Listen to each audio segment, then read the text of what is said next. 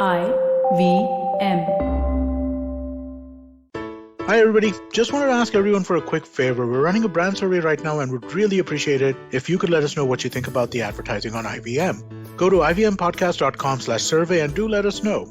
As part of this, we'll be selecting 10 random participants and sending them some IVM swag, so do fill out those surveys.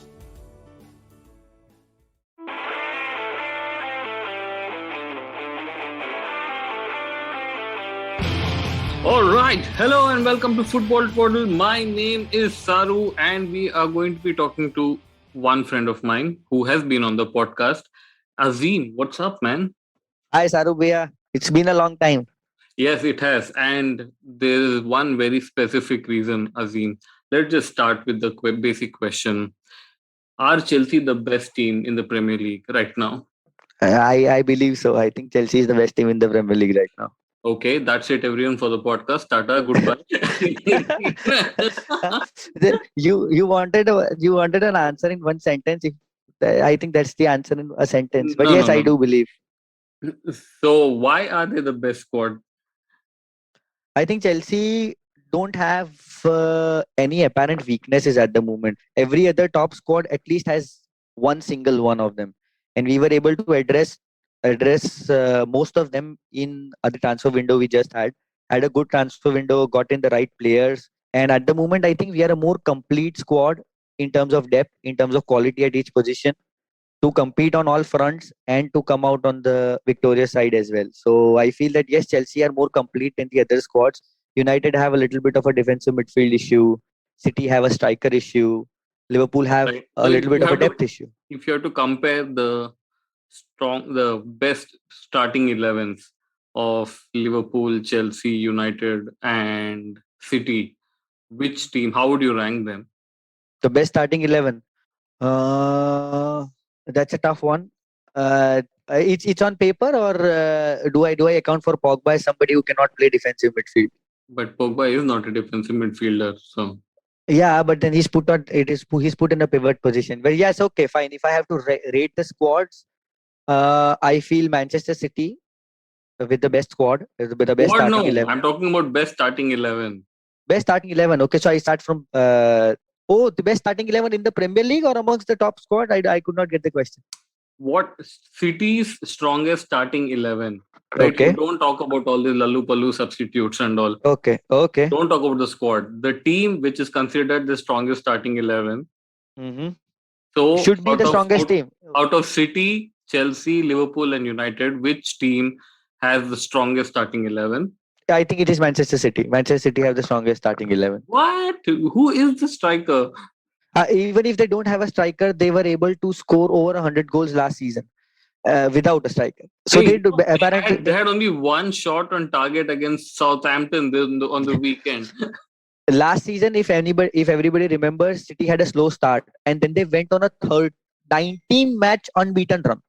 Okay, so that run will 100% come. It is just that when it comes, but it's gonna come. If Chelsea, United, and Liverpool can match that run or not is the question that needs to be answered.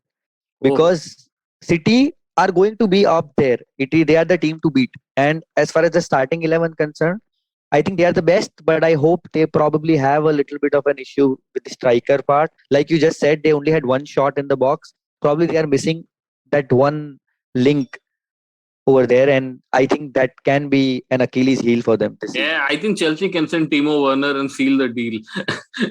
I think Timo might be able to do well over there because they create a lot of chances. So even if he misses a few, he might score a few. Dude, City already has Sterling to do the Timo job. So you send Timo, then what will happen? Then Sterling and Timo will compete with one another for who misses the worst ones. So Chelsea, and why I bring this question is because Chelsea basically beat Spurs 3-0 on the weekend, right? Yes. And for the first 45 minutes, Spurs seemed like they were in the game. They were playing quite well. Yep. And for a long time, it seemed like, okay, Chelsea will concede, or at least it's going to be tough. But one change, which is to become more attacking, you bring a defensive midfielder and remove an attacker, and the team hence becomes more attacking. And in the second half, it could have been 5 or 6-0 Chelsea. So that was an amazing change by Thomas Tuchel. What surprises me is that they've conceded only one goal in 5 games. And what surprises me even more is even Liverpool have conceded only one goal in 5 games.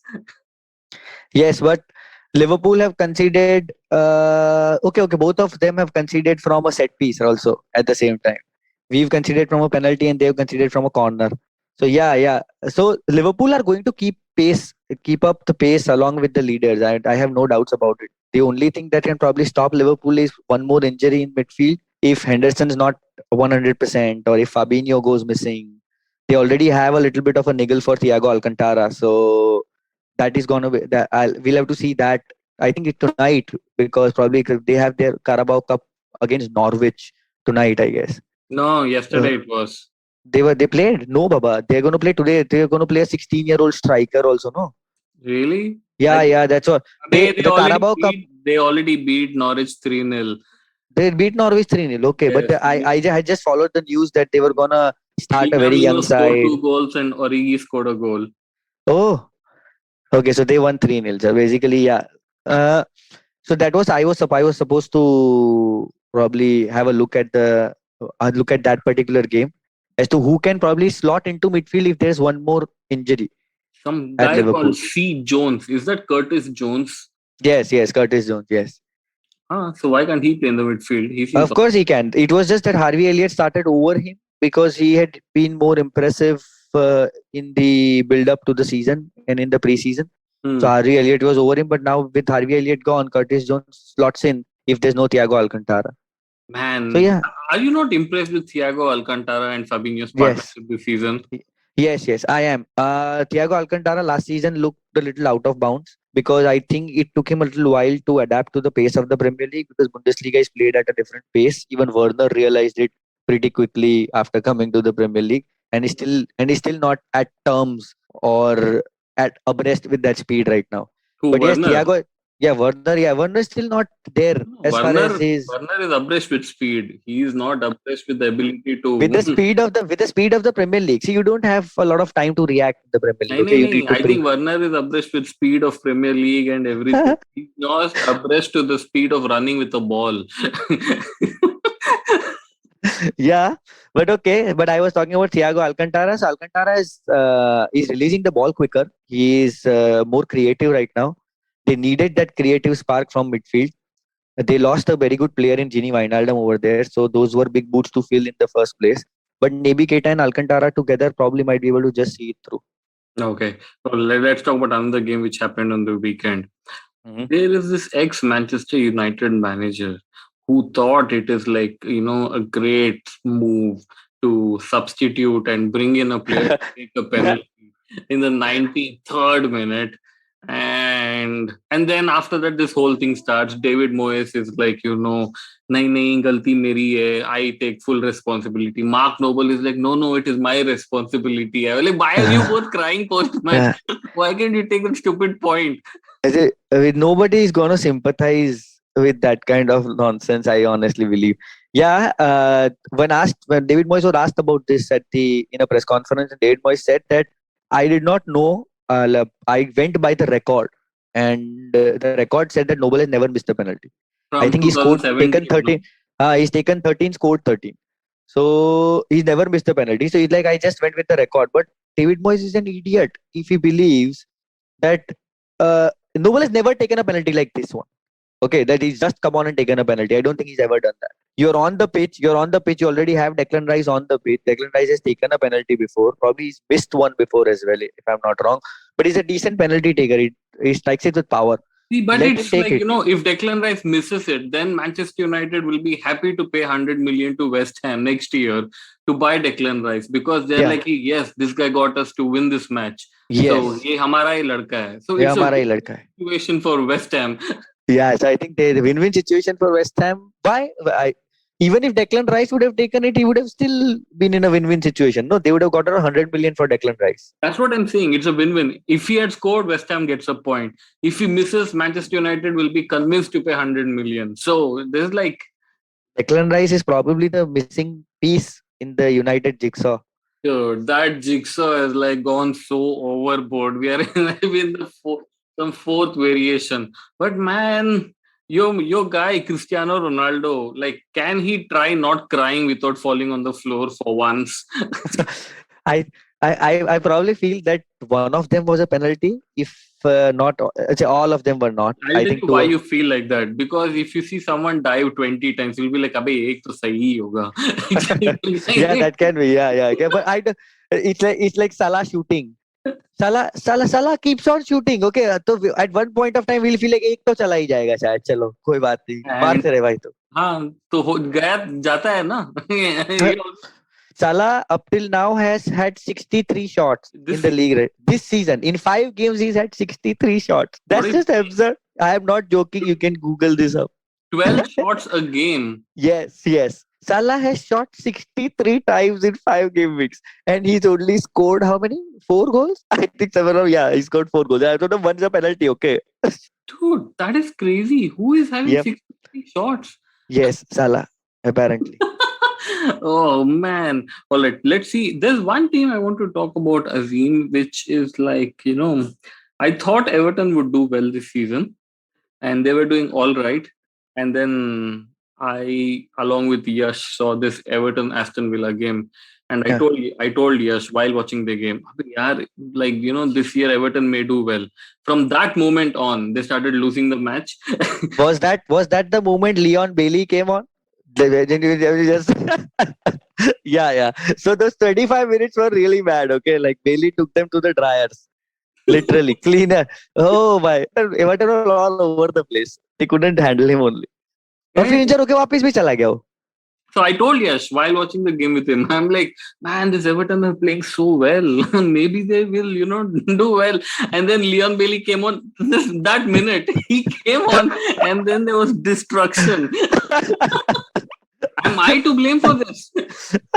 I think then probably Dean Smith should be giving you more phone call as to when to put Leon Bailey in, I guess. I think you got the timing absolutely right.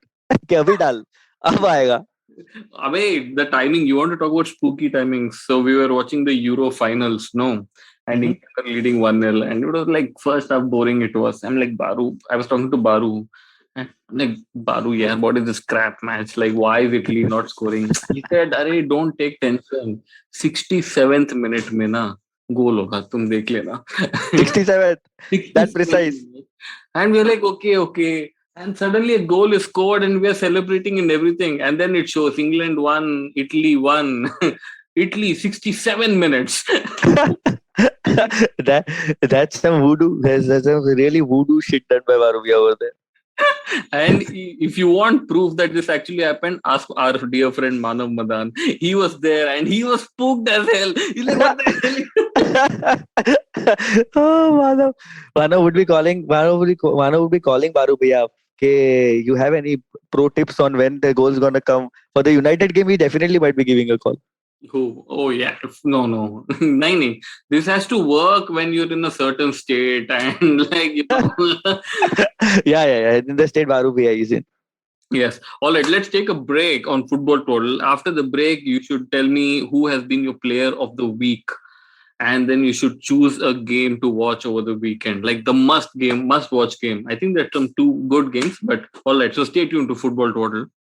Hey everybody, it's been another great week on the IVM Podcast Network. Are the great values of our Constitution meant to be talked about by great men but not lived? On the longest Constitution, Priya tells us about domestic violence laws in India and the many kinds of violence inflicted on women. Here's a fun conversation about online dating apps on Cyrus Says, as Cyrus is joined by Snehal Khanor, co-founder and CEO of Truly Madly. On the Wire Talk, Siddharth is in discussion with Audrey Trishke, historian of South Asia and associate professor at Rutgers University. They discuss troll culture and the hate she received for her allegedly anti-Hindu views. On Audiogan, Kedar and Abhineet get some design perspective from Navneet Nair, director of design at PhonePe. And on Tere Mere Raste, Kesho takes us to Hyderabad, a melting pot of cuisine and culture. Do follow us on social media. We're IVM Podcast on Twitter, Facebook, Instagram, and LinkedIn. And remember, if you're enjoying this show or any of our other shows for that matter, please do tell a friend. That is the most helpful thing that you could do to help us out. And finally, this week, we'd like to thank our sponsors on the network, Cred, Bank of Baroda, Quarter, CoinSwitch, Kuber, and Intel vPro. We really do appreciate the support. This is what makes it possible. All right, welcome back to Football Twaddle. Azeem is here with me. So, Azeem, who has been your player of the week? Okay. My player of the week would be Ivan Tony. What? Why? I think because Ivan Tony outperformed his what should I say XG. Yeah, he did outperform his XG, but more than that, if you saw the game, because I saw the game, The and he Brentford literally game, no? bossed. Yeah. He literally bossed that game. Wolves. And he was Wolves up till now, but have been defensively very solid. Okay, and if you've seen all their games, they've played some tough sides and they've come out with their head held high. This one, I would say that they should take a little blame, but along with that, I'd say Tony had a fantastic game. He bossed he literally bossed that defense line down. Matlab, he was too good. He was too hot to handle. Nobody could handle Tony on the night. And they just won 2-0 and they were convincing in their win. And nobody gave Brentford a chance against Wolves. I think Wolves were at home also. They were at Molineux. Yes. Yeah, and even that couldn't stop Brentford from scoring two. And they were in control of the game. It wasn't that Wolves had any chance. I think Traore struck the post once, which is a mandatory strike every game. Mhm.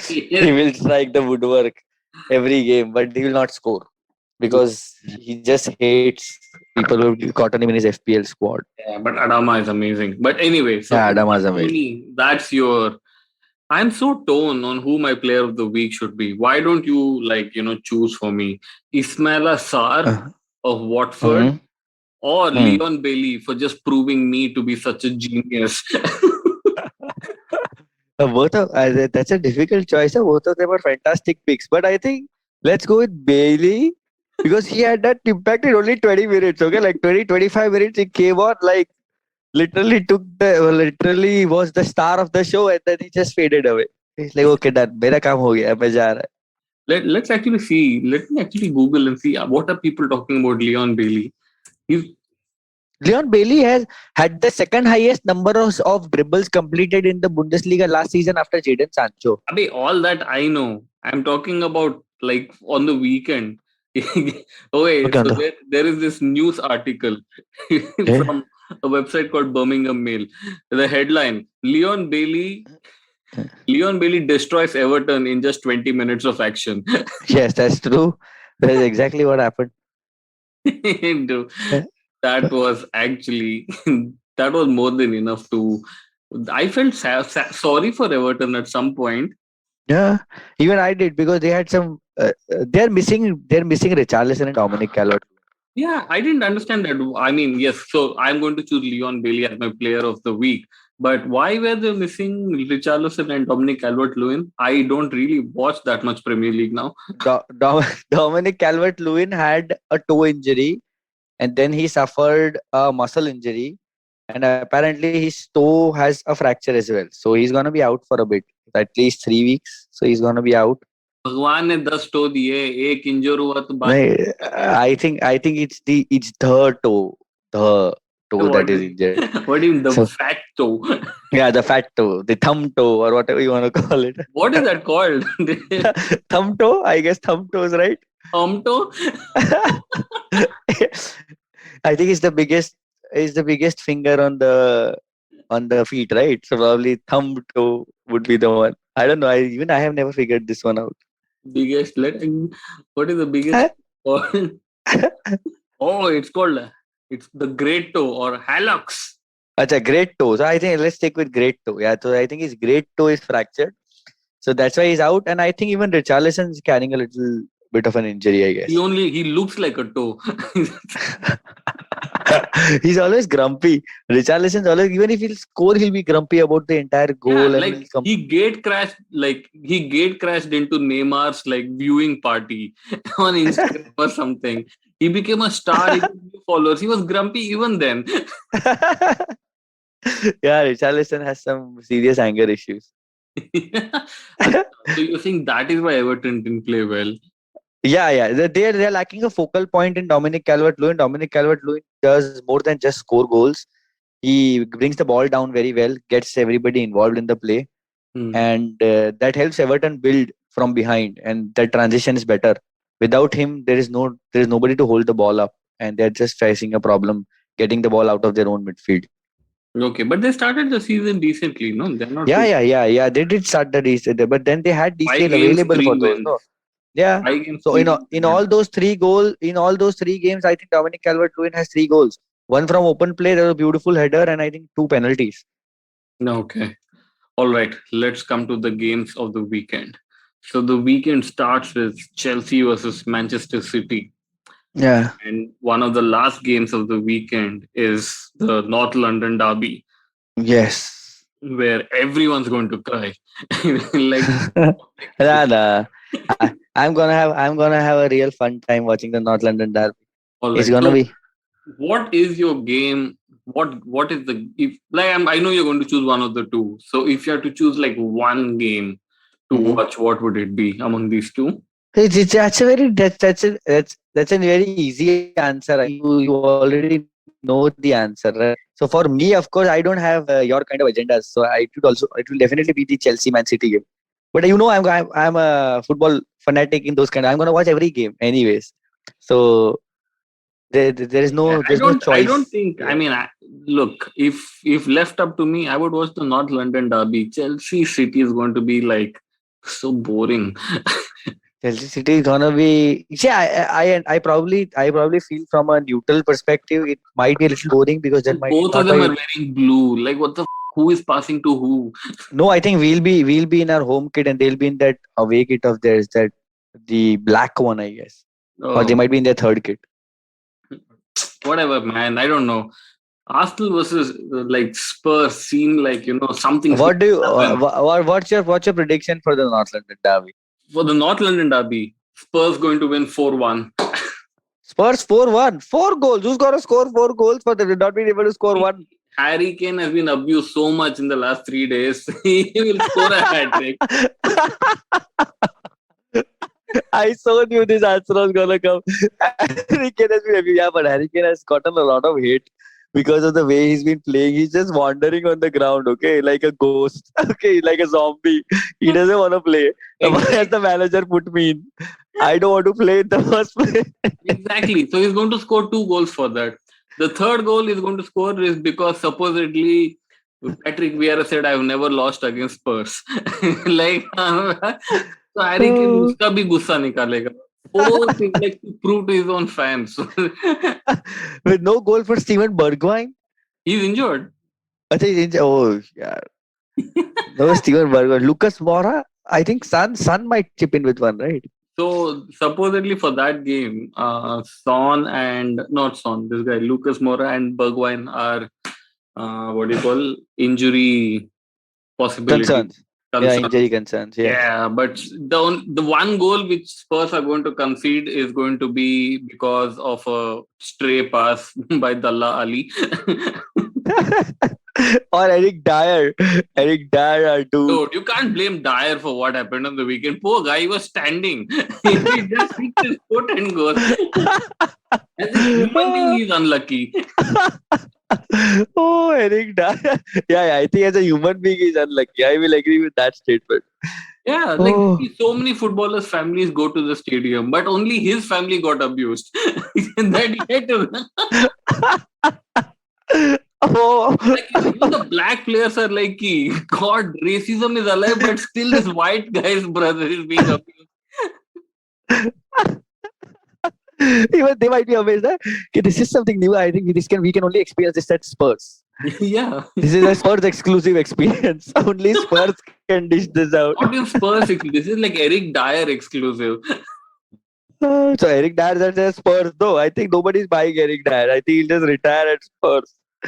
Even Spurs didn't want him, but then they're like, we need bodies to fill. Like Harry Kane is playing like Eric Dyer now. Harry Kane and Eric Dyer just walking around. I think Dyer can probably play strike right now because I think Harry Kane anyway is not playing well. Dyer बोलेगा मैं खेलता है भाई. He's like counting the number of people in the stadium, Harry Kane. ऐसे भी abuse तो मिलना ही है. Defense में मिलने से अच्छा offense में ले लेंगे abuse. Eric Dyer will be like, fine, yeah, I'd rather take the abuse in offense. Yeah, Let's Eric go. Dyer is like, I will anyway be abused. What's the point? I think okay, I'm going for a totally different scoreline. I think Arsenal win this 1-0. Oh, Nicolas Pepe to score if for both of us. Yes, Nicola Pepe will score. Yeah, I think even I am optimistic that probably Pepe might create one moment of magic from somewhere and score. All right. And I think Arteta is just very conservative in his defense, so he'll just keep it short. All right. That's a prediction for a game which is not even your selected game of the week. So, Yep. Chelsea versus Manchester City. What's your predicted score? 2-0 Chelsea. I think 8-4 Chelsea. 8-4. It's not even a 10. It does not even qualify for a tennis scoreline anymore. It's a different game altogether. 8-4, that's 12 goals. That's probably one goal every 8 minutes. Kante and Jorginho hat-tricks each. So what will Lukaku do if Kante and Jorginho are scoring? Lukaku will score 2. And since Manchester City don't have a striker, Werner will score 3 for them. So, okay. So if I'm getting it right, R8 is done. 2 by Lukaku and 3 by Jorginho and Kante. Out of their 4, 3 are done by Werner himself. Okay. So which is the one that remains? Who's gonna score that unfortunate goal? Kepa own goal. How can he score? Okay. Oh, Kepa will score an own goal. Fine. I think Mendy might be fit again. He had just had a small injury concern. So I think Mendy will come back into the line. Acha, okay. So you're saying that it won't be 8-4. Fine. What's your prediction? I did say 2-0 to Chelsea because it is Stamford Bridge and we've not conceded a single goal from open play up till now. I'm confident we can defend and we'll get our don't chances. You think at some point Chelsea will concede a goal and that day your prediction will go wrong? Yeah, but I think Chelsea will concede a goal when we are not at our attentive best or we are not concentrating or focused enough, like the West Brom game. Okay, we did not deserve the West Brom game under Tuchel as well, but we just lost our focus and everything just went haywire, and then it was downhill from there. So we just couldn't come back or make a comeback on that one. So I think we'll have that kind of a game where everybody is a little chilled and relaxed, and then somebody will just go and score one, and we'll be like, "Oh my God, somebody even scored! Okay, they can score." So now they'll start getting serious, and then Tuchel will put a rocket up their backside. And I think we'll just win that one, but we'll concede. Yes, we are going to concede. Fine. But for this game, 2-0. Nah. I am thinking Man City will not be able to. Let that striker problem be a little more apparent in front of us. Cool. My game of the week is Maurizio Sarri versus Jose Mourinho. It's Juventus versus Roma. Dude. No, Maurizio Sarri is Lazio versus Roma. Lazio versus Roma, yes. Yes, the Sunday blockbuster is Lazio versus Roma. I don't know what's the kind of relationship the both of them share. Like they love each other. Yeah. I'm pretty confident because both of them are a little bit of a similar personality too. दोनों येड़े हैं. हाँ दोनों येड़े. I agree. और तीसरा येड़ा Conte. हमको भी काफी येड़े ही मिले. No, you can't. He's not cool. Conte is not cool. Conte is not cool, but येड़ा जरूर है. But these two people are cool, no? Like during the weekend or something, our man Sari, he was watching from the stands. He got bored. He whipped out a cigarette. He's smoking and giving instructions. उसे बोल ठीक से पास करने को. and Mourinho celebrating with the crowd. Yeah, and 92nd, 93rd minute goal. Like he won the Champions League or something, no? And Roma's captain, Mancini, he's like Mourinho told him, कि you're not going for the set piece. Mancini said, मैं जा रहा है. He went. He scored a goal. First, he went to Mourinho, and Mourinho putting on Instagram when they don't listen to him and still score a goal. Yeah. I saw that post. Because he was given specific instructions. So basically, don't follow what Mourinho says, and you'll win the game. No. Then Mancini also said, "I should listen to my manager." I'm very scared of him. And in his head, he might be like, "When I want to." पागल है. He didn't spell it out. So you don't watch Serie A, but Lorenzo And I don't. Lorenzo Pellegrini and Mancini are like have become true converts. So they will do anything the man says. And Lazio obviously has Immobile and Lord Pedro and everyone. Lord Pedro's there. Yes, his favorite player. Lord Pedro was at Roma. He was at Roma. And when Mourinho was sacked from Chelsea, Pedro said, "Oh, it was not a happy time," or some bullshit like that. Mourinho didn't even let him attend first team training. And Pedro, along with 7 fellows, were not even asked to train with under 23. They had separate group of 8 unwanted fellows running around. Only Mourinho can do this, okay? He will go, he will go and just disrupt things because he wants to. There is no No. head or tail to it. Dude, there is a lot of head or tail. Pedro was one of the highest paid. Like Roma's wage structure compared to the crap they used to produce is out of whack. So they had to get rid of all these. But he didn't even let them train with under 23s. He said कि तुम 8 लोग separately train करो. And Pedro is like, sir, can I show my skill? He said, no. Go away. I've already seen your skill. I don't want to see any more of your skill. Yes. Then Pedro calls Sari because Sari became Lazio manager. He's like, sir, I have scored 6 goals for you. Come. Sari said, yeah, I'll call you tomorrow. Then a week later, Lazio said, salary cut लेगा तो हम लेंगे. कितना salary काटा petro का? 20% or 30% they cut his salary for him to move across town. लोग petro की उम्र में रेस ले रहे हैं, पेट्रो बेचारा कट ले रहा है यार, हद हो रही है. And Sari smoking from the stands asking him to run left, right, center. Sir मैं भागने थोड़ी आया हूँ यहाँ पे, मैं तो स्किल दिखाने आया था. His skill, what skill? Just one stupid idiot. Oh बाप रे, Syria is a funny league. Yeah. Sir, can I score goal? No, pass it to Immobile and you run back.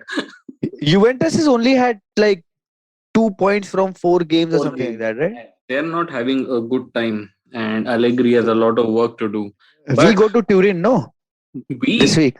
Acha. Chelsea goes to I Turin. was like, when is Azeem and Saru going? Oh shit, ticket also. Same here.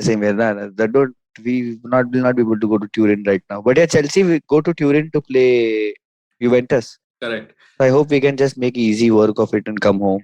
Even if you don't, it's okay. Just like give Lukaku a rest, play Werner, some white fellow. I think Werner will play tonight. Anyways. He has to know at some point he has to give one goal. Yeah, I think let's hope that goal comes against Aston Villa today. If he's lacking so much in confidence, own goal ही मार दे. At least you'll know where the net is. मार रहा है ना, 3 तो मारने वाला है. Weekend में 3 मार रहा है. Full confidence. Confidence. 3 own goal. Thiago Silva चंप उठ देगा. रो देगा वर्दर. ऐसे भी बेचारा ऑलमोस्ट रो दिया. बस यही बच गया है. Yeah. Anyway, so my game of the weekend is Lazio versus Roma, and it is going to be a very fun, entertaining game. And what time is it? It is on Sunday night, 9:30 p.m. Okay. Yes. So if I'm going to do like free marketing, Boot is the channel app. Guys, please get on it. Serie A rocks. The only characters. Every rejected character from the Premier League is over there in Syria. No. There's so many. There's some actually quite nice fellows. You know, I was watching Sassuolo versus Roma a few weeks ago. Do you remember a player called Jeremy Boga? Yes, I do. He plays for Sassuolo. Acha. So Jeremy Boga used to play in the Premier League, right? What in the Premier League? He was a Chelsea youth player. Oh, yeah.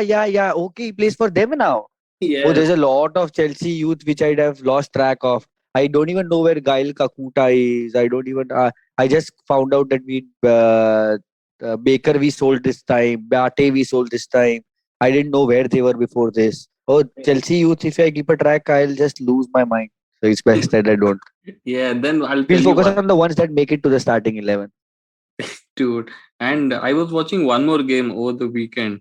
I was watching Augsburg versus Mönchengladbach, right?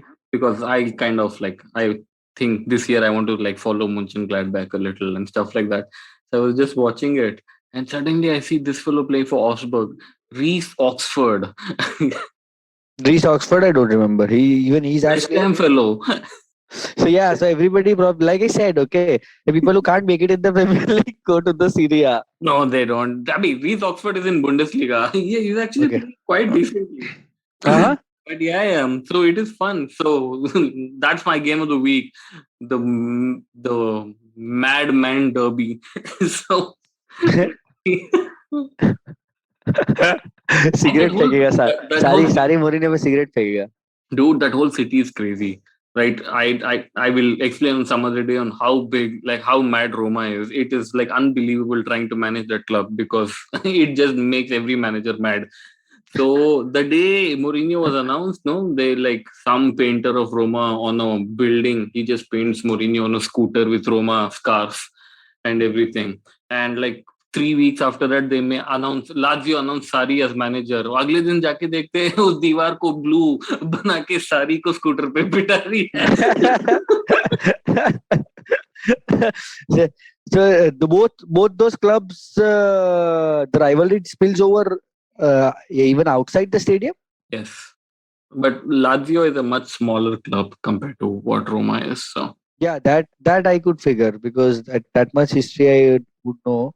But yeah, Lazio might not be able to compete with Roma in terms of the history Roma have in the Serie A. But Roma has like a lot more things. Like their fan following is like at another level. A better stadium as well, right? But stadium is okay. I'm talking about in general, the city of Rome follows Roma, the entire city. Lazio is like the Versailles of the Versailles of Rome. Basin. But that Versailles place, they are crazy there. They do a lot of on that note, Azeem, thanks a lot for coming in. Most welcome. And let us see whose prediction comes true on the weekend. And I hope mine Harry does. Kane scores 2 goals. You had it. Yeah, I think Harry Kane's brace might be something which can happen. But I'm still predicting a 1-0 for Arsenal. I'm just thinking Arsenal might be able to just nick this one and give Mikel Arteta a boost for his managerial As long as success. Nicolas Pepe is scoring, I'm fine for Arsenal. As long as Mikel Arteta stays at Emirates, I'm fine. Why? What will happen otherwise? I like Mikel Arteta. No, you don't. Just stop making up crap. It's like I like Mikel Arteta to stay at Arsenal, so Arsenal stay where they are. Dude, I think that race has been run. Whoever comes in, they will stay where they are only. No. I don't think they have that bad a squad. I think they can probably have a little bit of a change at the helm. But I'm happy with Mikel. Mikel's diplomatically correct, speaks well. He's nice. Cool. Okay. I hope my man Nuno whacks them then. Nuno the Gunda. Looks like a Gunda. He'll kill somebody. He looks like those. Remember those goons who stand in the dark and they're just ready to stab somebody who walks through. I think Nuno gives those kind of stares to his own players while on the technical area. I'm sure he was staring like, where is Harry? What is Harry doing? Harry to tell raha hai. Harry tell raha hai. All right. Okay, Azeem. Take care, man. Bye-bye. Bye, Saru. Bye, guys.